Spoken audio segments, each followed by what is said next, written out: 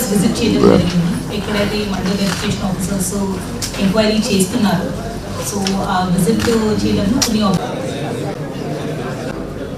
కొన్ని ఇష్యూస్ వస్తున్నాయి with respect verification అవ్వచ్చు, అలాగే మన ఓటీపీ బేస్డ్ వరంగల్ వెస్ట్ సంబంధించి 26 డివిజన్స్ ఉన్నాయి సార్ దీంట్లో. సో ఎన్ని వెరిఫై అయినాయి ఇప్పుడు? 125 64 వరకు. ఓకే, సో 64 లో ఎన్ని ఎలిజిబుల్ వచ్చాయి? అండ్ చాలా వరకు వీళ్ళకు పట్టాస్ లేవు, అంటే రెండుకుంటున్నారు. ఆ రోడ్ కేసెస్ మేడం. కొన్ని బంధం చెరువు ఎఫ్టీఎల్ బఫర్ జోన్స్ ఉన్నాయి. తీసుకున్నాం సార్ డీటెయిల్స్. వాళ్ళు ఎలిజిబుల్ మేడం, ఒక 2 ఎలిజిబుల్. వాళ్ళ దగ్గరే ఫాల్ట్ ఉంది. ముందు అనుకున్నట్టు in case there is big gap, eligibility రావట్లేదు అనుకుంటే you can consider reallocation to other wards. Slums ఎక్కువ ఉన్న వాట్స్ కూడా రీఅలొకేషన్ అనేది ప్లాన్ చేయాలి. 50% were found to be actually own houses and not eligible.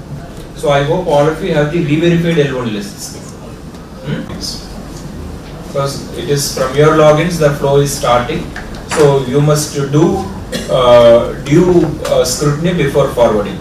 So that's why I am saying every day whatever 10-20 each ward నుంచి వస్తే ఒక 200-300 మీకు వస్తుంది. అంతవరకు మీరు ఫార్వర్డ్ చేస్తుండండి. సో మీకు కూడా స్క్రూటనైజ్ చేయడానికి టైం ఉంటుంది. అండ్ కలెక్టర్స్ కూడా then they can scrutinize every day and they can move file for sanction. Workload will also reduce, quality of work will also see.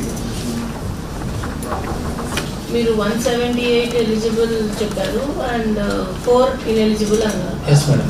So నలుగురే ఇన్ఎలిజిబుల్ ఉన్నారు. Actual madam first మాకు 170 ఒక 50 names మాకు tick చేసి ఇచ్చారు madam. So ఉన్న వాళ్ళని select చేశారు సార్. వాళ్ళని పిలిపించి ఇక్కడికి మాత్రం ఖచ్చితంగా సబ్స్టిట్యూషన్ ఇవ్వాల్సి వస్తుందని చెప్పాను సార్. సో దాని ఫీడ్బ్యాక్ అనేది మన మండలంలో వెళ్ళింది కాబట్టి నెక్స్ట్ వచ్చే లిస్ట్ కూడా జెన్యున్గా ఇచ్చాను సార్. ఎమ్మెల్యేస్ కూడా అంటే మా ఊర్లో 50 మంది ఎలిజిబుల్ ఉంటే 5గురికో 10 మందికి ఇచ్చారు. అక్కడ 100 మందికి ఇచ్చారు. పైలట్ విలేజ్ లో అక్కడ ఎవరు కట్టుకోవట్లేదు, మాకు ఇవ్వండి అంటారు. So those who have not grounded invariably they will lose their sanction and it has to be reallocated to other villages. Scheme of things లో GO7 లో having land to construct the house అనేది it is a prerequisite. So land లేదు అనేటప్పుడు then the question ముచ్చటే రాదు వాళ్ళకి. So అందుకే మనకు ఎక్కువ ఇన్ఎలిజిబిలిటీ అనేది వస్తున్నాయి. ఎక్కడైతే they are sticking to the original eligibility list. In prioritization ఉంటది కానీ ineligible ని eligible చేయడం అట్లాంటిది ఇంద్రమ్మ కమిటీ చేయొద్దు అనేది క్లియర్ డైరెక్షన్స్ ఉన్నాయి గవర్నమెంట్ లెవెల్లో. So let us do it in a good way and see that they benefit from this scheme.